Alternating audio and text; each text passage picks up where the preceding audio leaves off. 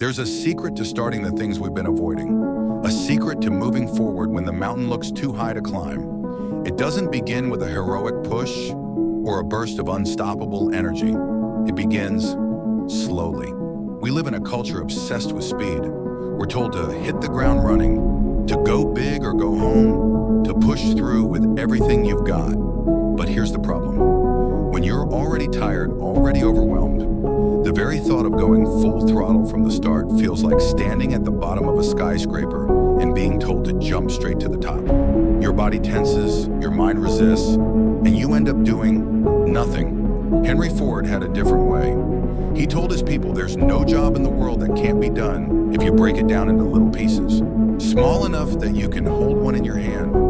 Small enough to begin without feeling crushed by the weight of the whole. So here's the shift. Don't start like a sprinter out of the blocks. Start like a lazy person who's not in a hurry to prove anything. Let yourself move in slow motion. Pretend you've got all the time in the world. Smile at the idea that this might take a while. Because here's the paradox.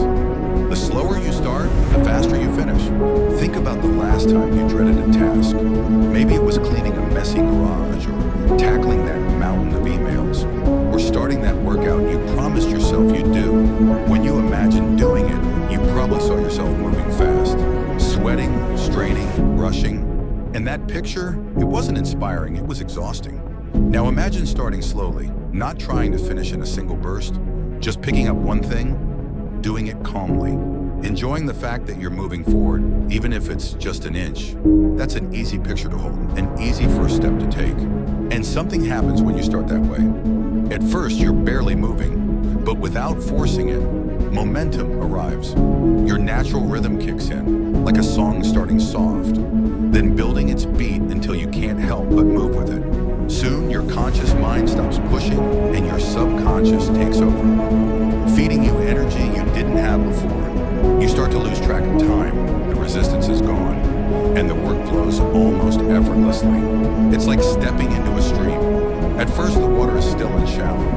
Then it picks up speed, carrying you with it until you're moving faster without even trying. When you work this way, the mountain shrinks, the path feels lighter. The task that felt impossible becomes just another thing you're calmly doing. You're not fighting it. You're not panicking. You're simply moving. Inside you is a fuse, a quiet, steady line that leads to your own hidden dynamite.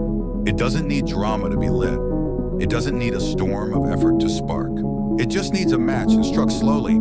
So today, whatever you've been putting off, break it into the smallest possible piece.